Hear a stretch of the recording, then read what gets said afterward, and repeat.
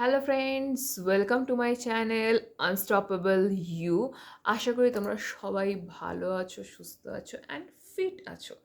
তো চ্যানেলটা বেসিক্যালি ফিটনেসের ওপরেই, সেই ফিটনেসের তরফ থেকে আমি একটা ছোট্ট এক্সপিরিয়েন্স তোমাদেরকে আজকে শেয়ার করব। কেন এক্সপিরিয়েন্সটা শেয়ার করছি, তোমাদের কি উপকারে আসতে পারে, আর তো শেষ অবধি ভিডিওটা থাকবে। লাইক, শেয়ার আর সাবস্ক্রাইব করতে প্লিজ ভুলো না, প্লিজ। তো শুরু করি ভিডিওটা।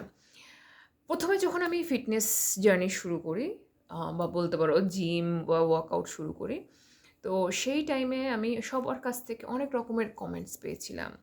তো তার মধ্যে 90 to 95% নেগেটিভ, ডিমোটিভেটেড, এইগুলোই বেশিরভাগ ছিল। তো তার যেগুলো শুনেছি সেগুলো আমি তোমাকে শেয়ার করছি, যে মেয়েদের জিম করা উচিত না, মেয়েরা জিম করলে ছেলেদের মতো ফিগার হয়ে যাবে, মেয়েরা জিম করলে মেয়েলি ব্যাপার চলে যাবে। জিম করে কেউ রোগা হয় না, জিম করে শুধু মোটু মোটু এই মাসেল বিল্ডারদের মতন ফিগারই হয়। তো এরকম কমেন্ট শোনার পরেও আমি বিগত 1.5 বছর ধরে জিম করে যাচ্ছি, অ্যান্ড আগেও আমি করব। আমি শুধরানো মেয়েদের মধ্যে নই।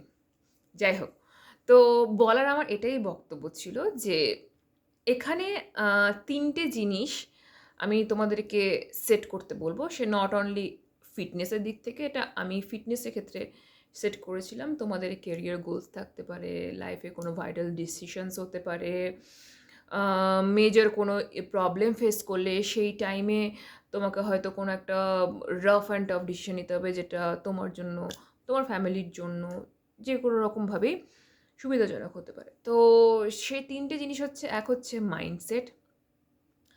মাইন্ডসেট আমার এটাই ছিল যে আমাকে ফিট হতে হবে, ফিট থাকতে হবে, অ্যান্ড তার জন্য অনেক রকমই রাস্তা রয়েছে, বাট স্পেশালি আমি জিমটাই করব।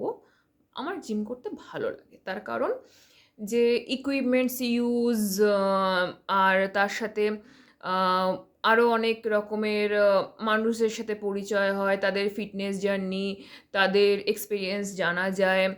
তো সেজন্য আমি স্পেসিফিক্যালি জিম সেট সিলেক্ট করেছিলাম।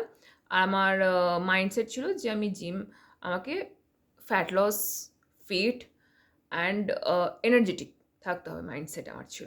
Second is focus. যে ফোকাস এই কারণে যে অনেকে জিম করতে আমাকে বারণ করলো, তো আমার ফোকাস এটা না, তাহলে জিম করবো না, তাহলে অন্য কিছু ট্রাই করি। ঠিক আছে? তো সেই জিনিসটা যে না হওয়া চাই। যদি আমি ফোকাস করেছি, আমাকে পার্টিকুলার একটা জিনিসে কনসেন্ট্রেট করতে হবে, তো সেই জিনিসটাই আগে করে যাব, যদি আমার জন্য ঠিক থাকে তো। থার্ড ইজ ডিসিপ্লিন ওয়েতে মেনটেন করে যাওয়া সেই জিনিসটা।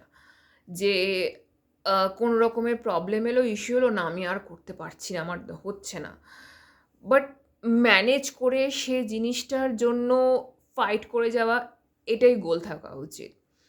তো it's not about only fitness, career গোলসের ক্ষেত্রেও আমি একই জিনিস তোমাদেরকে সাজেস্ট করবো।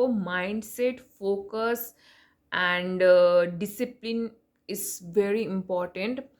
তো এই জিনিসটা নিজেদের লাইফে ইমপ্লিমেন্ট করো। লোকে অনেক কিছু বলার, অনেক কিছু থাকবে, তোমাকে লোকে কারোর ভালো দেখতে না পারলে খারাপ দেখানোর জন্য সবাই রেডি রয়েছে।